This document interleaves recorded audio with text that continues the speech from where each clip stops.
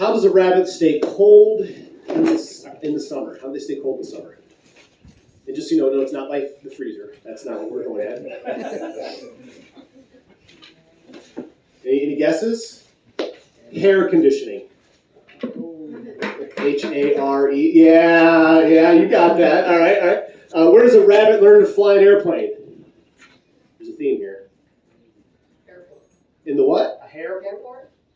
In the Hair Force. Hair force? Oh. Yes, in the Hair Force. All right. Yeah. See, you're catching on, aren't you? Now you're catching on. All right.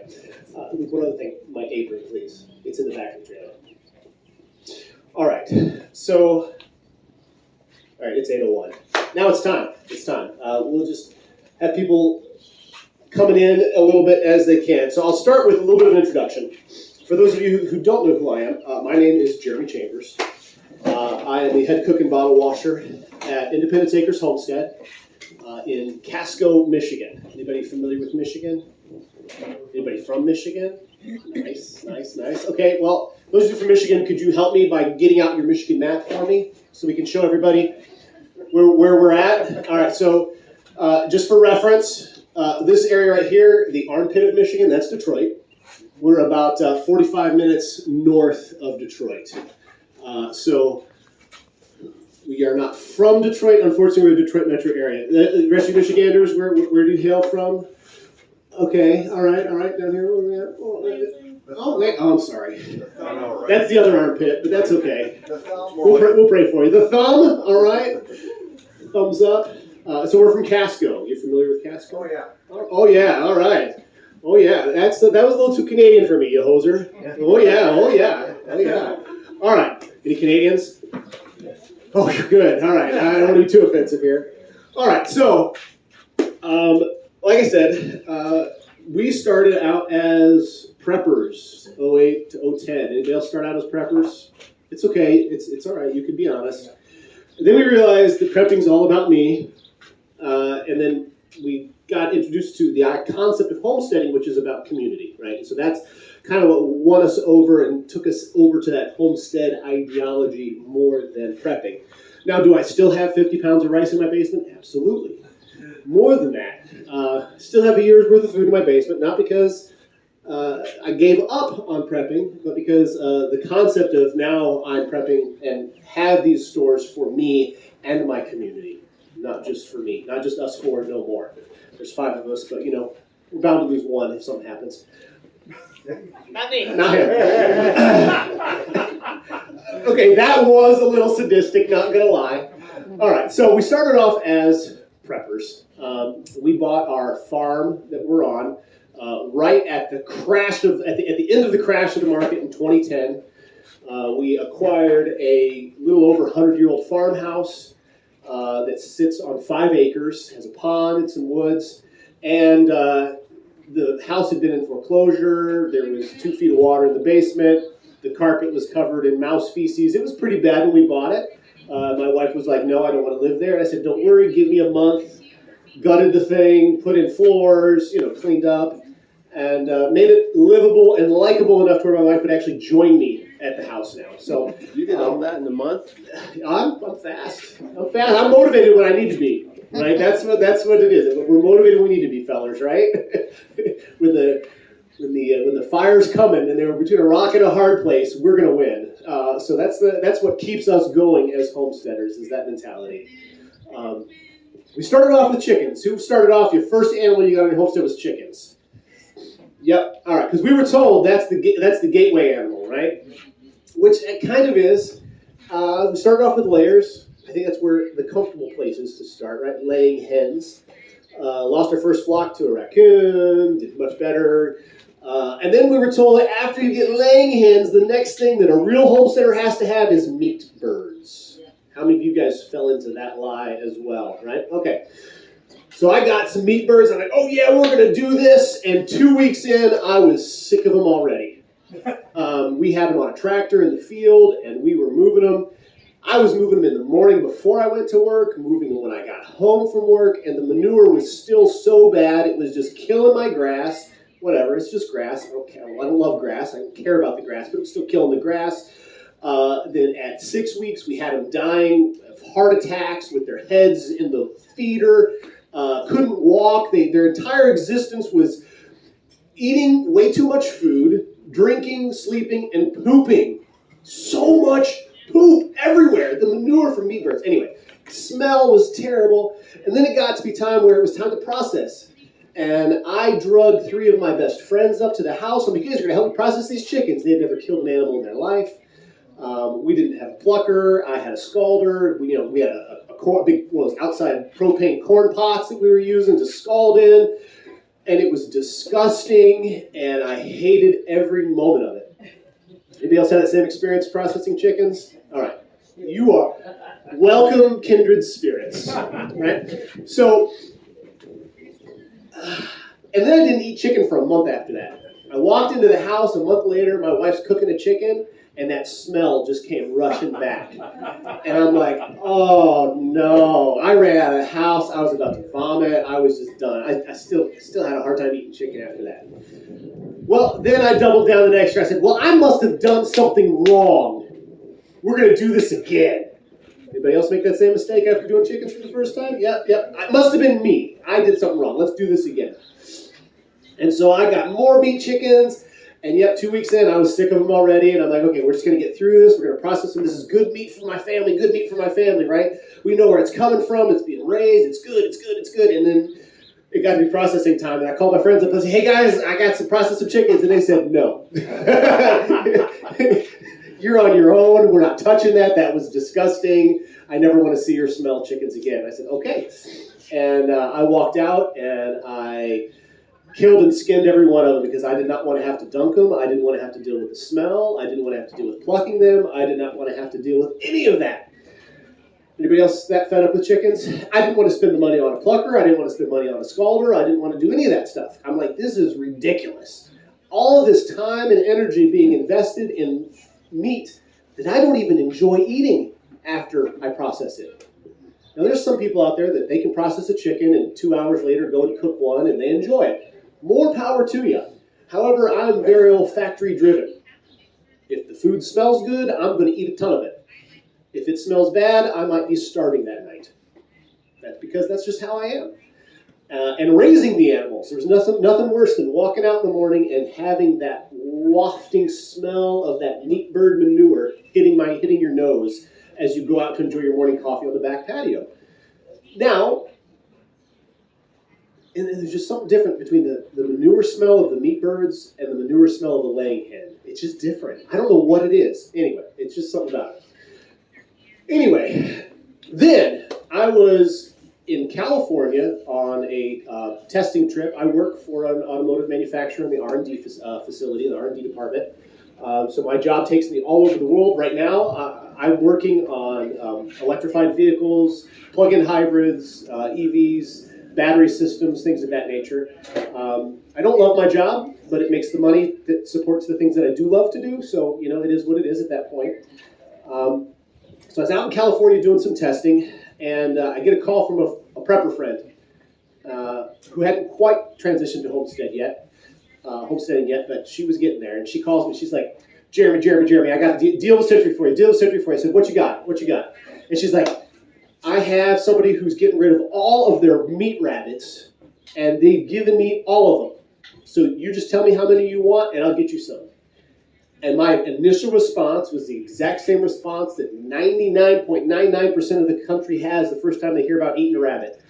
Oh, I don't want to eat Bugs Bunny. Yeah. Right? Anybody else having that thought going through your head right now? You're like, wait a second. No, this doesn't sound right. This does not sound appropriate. I don't think this is what I want to do. Anybody have that idea at first when you first heard about rabbits? So this is where we were at. And just so you know, I'm sorry, I'm not trying to be rude. I'm a little distracted at the moment. Power went out at our house up in Michigan. I don't know if you heard of it. There was a huge storm that went through. All those winds that were here yesterday, they went straight that way, hit Chicago and all that stuff, and went across Michigan. Our power's been out since like 11 o'clock. Our sump pump was overflowing. Just getting a text message from the guy taking care of our house, giving me a picture of where the water level's gone down to since the sump pump got kicked back on. So forgive me as I do that for a second. I just need to confirm that my freezers are not in danger at the moment. check on your friends if they're in Michigan. It was a little rough. All right, so back to the story. Had the same reaction as most people. Oh my gosh, I cannot believe I would never eat a rabbit. Oh my gosh. Well, but unlike most people in the country, I have this brain that says, but why? Why rabbits? Why would people eat rabbits? And so I went back to my hotel, and when you're traveling for work, there is nothing else to do but work, eat, or sleep in your room. And that's it. And so I was bored every night. So I went back to my hotel room, and I started doing research. And I just typed in meat rabbits. And the first response was, this was before AI, rabbits are made of meat. I'm like, really, you idiots. Thanks so much. Thanks, Google. Rabbits produce meat. Thanks, Google. Appreciate it. But then I started finding some research papers by Texas A&M University. Their Kensington campus had a huge meat rabbit production facility where they actually developed their own meat rabbit breed. They had the largest meat pens in the country at the time. They had written all kinds of white papers about the nutrition of rabbit meat. And then I started reading about the history of rabbit meat in our country. And how many of you have seen those World War II posters that were produced that said, Uncle Sam wants you to raise chickens? Have you seen those floating around Facebook or seen that? Right? Here's one thing that you probably didn't also know is that at that exact same time, there was a huge campaign by the federal government for people to raise meat rabbits. But if you try to search for that information now, most of it's been scrubbed from the public record because rabbits have been proclaimed pets now. So I'm going to give you a little history about meat rabbits in the United States. Meat rabbits first came to the United States before it was the United States. It was just East India. Or West India. And it was, the first meat rabbits were brought over on the Nina, the Pinta, and the Santa Maria by Christopher Columbus's crew. For four reasons. One, they take up very little space.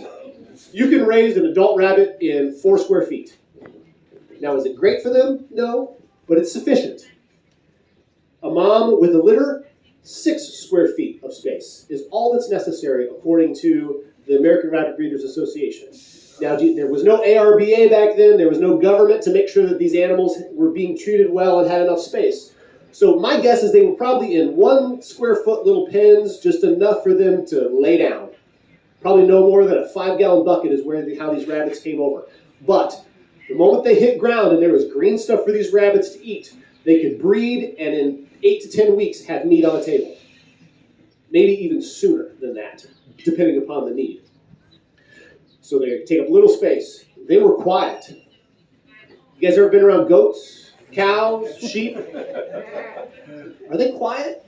If they were in a pen next to you in the belly of a ship, coming across the Atlantic Ocean, getting pitched around, do you think that you could sleep? Do you think you'd be okay? No, you wouldn't. You'd be like, oh, I'm going to kill those sheep.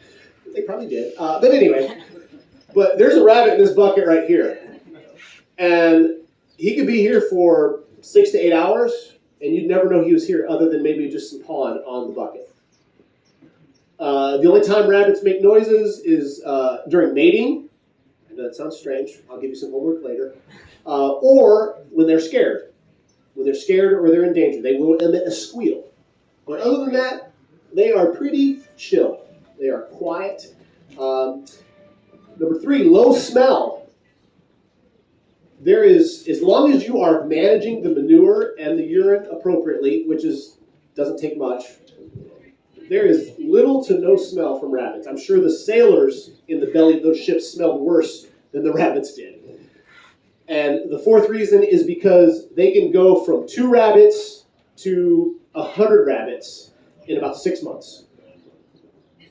At 6 months of age now, conservatively, is when we say you should start breeding rabbit. But back then, if they needed meat, they didn't care about the rabbit's welfare. As long as there was always one more to create more rabbits, they would breed them as young as they possibly could. And that's at 3 to 4 months of age. So then every 3 to 4 months, you have a doe putting out 10 to 12 babies. And then those are ready to process in 12 to 14 weeks, depending upon the breed and the quality of your stock. So they have been on this country, on this soil, for hundreds of years for the purpose of meat. Now, you're asking, well, why did they just hunt wild rabbits? Well, because wild rabbits are actually a completely different species than the hares that were brought over from Europe. The American hare, which is the cottontails, ones that run around wild here, they have a longer breeding cycle. Now the babies mature a little faster, but they don't do well in captivity. So that is why you are told, remember that old wives' tale, don't touch the baby bunnies because the mom will smell you on them and then she won't take care of the babies. Anybody ever been told that by their grandma or their mom? Well, number one, it's not true. The moms don't care. They're going to take care of the babies regardless. But the main reason is because if you take those babies and you have to care for them, they have less than a 10% survival rate in captivity. So wild hare do not do well. Now, what we have here as domestically raised rabbits, anything that's a domestic rabbit, I don't care if it's a fancy breed, a pet breed, or a commercial breed like we raise, those were all brought over from Europe originally for the explicit purpose of being meat. They were not brought over to be pets. Everything that we have as pets, all of the mini breeds and the dwarf breeds, were selectively bred here in the U.S. over time to create those small breeds once pets became one of the main reasons for rabbits to exist in the world. Because worldwide, pets have taken over the production of meat for rabbits. Now, there's a couple things that contribute to that. We'll talk about that in a little bit. So everything all of our domestic rabbits are all based on the European hare. The European hare and the American hare cannot interbreed. Now, they can do the act, but they will not produce any offspring, just so you know. The zygotes that are created by a breeding will not survive past about 2 to 3 days of gestation. So, and they will be naturally lost by the mother if there's attempting to be bred. Now, there are people who had stories out there, well, I swear I saw a wild rabbit get with my domestic rabbits and they made babies. Well, more than likely, it was not an American hare. It was just a feral European hare that was let go by somebody that just looks a lot like the American hare. So that doesn't happen. So if you want to get into meat rabbits, do not go try to catch wild hares and make them meat rabbits. They will fail. You will have a bunch of dead rabbits. It will not go well. Are you hitting him because he tried to do that? Yeah, don't do that, buddy. And it's actually also illegal in most states to be in possession of wild rabbits. So don't do it. Okay. So once we look at that and the understanding that the reason we have rabbits, domestic rabbits in the United States, is for meat, and when you look at the history of meat rabbits, the commercial breeds that we have today, the Californian, the New Zealand, the American Chinchilla, and Rex, were all interbred and developed as standard breeds in the early 1900s. Who can reach back into their American history and tell me what happened between 1890 and 1920 here in the United States? What was that time period called? Come on, nice and loud. What was that? No, Civil War was before that. This was post-Civil War. What happened? Industrial Revolution. What happened in the Industrial Revolution? Factories were being built, right? They understood that, we've got all these people living scattered all over the place who have been self-sufficient. Let's bring them all into the cities and make them build things for the population. But they had a problem with that. What's the problem with bringing a bunch of people to a center and they don't have land to till, they don't have animals to raise of their own? What happens then? You got to feed them, right? So in about 1907 to 1910, a gentleman in California said, there's a problem here. We got to be able to feed all these people that are working in these factories. And so the concept of a commercial farming started to come about, commercial meat farms. And this gentleman in California began to interbreed the Himalayan rabbit, the New Zealand, and the Rex to create the Californian rabbit. And the Californian rabbit was the first, quote-unquote, commercial rabbit recognized in the United States. And this was at about 1912 to 1915. They began to create commercial farms in the southwest of the United States, California, parts of Arizona, Nevada. They would create these large commercial farms, and the rabbits were being heavily bred. And there was also the American chinchilla that was brought over as the French chinchilla, and then it was a breeding pair brought over from France in the early 1900s for one of the World's Fairs that was going on. And the Americans looked at them and said, those are small, we can make them bigger. And so they started to, they bred that pair, and then they took the best and biggest from that litter, bred them together, and then took the best and biggest from that litter and bred them together until they went from a 5-pound French chinchilla to what we have now, the 10 to 12-pound American chinchilla. And that's the difference. Not to be confused with the chinchilla animal. Chinchilla is the coloration of a rabbit. The chinchilla animal is not for food. It is pets only, right? I mean, you can eat it if you have to, let's be honest. Anything's edible. Sorry. That's another one. Another one of those things there. It's a little sadistic.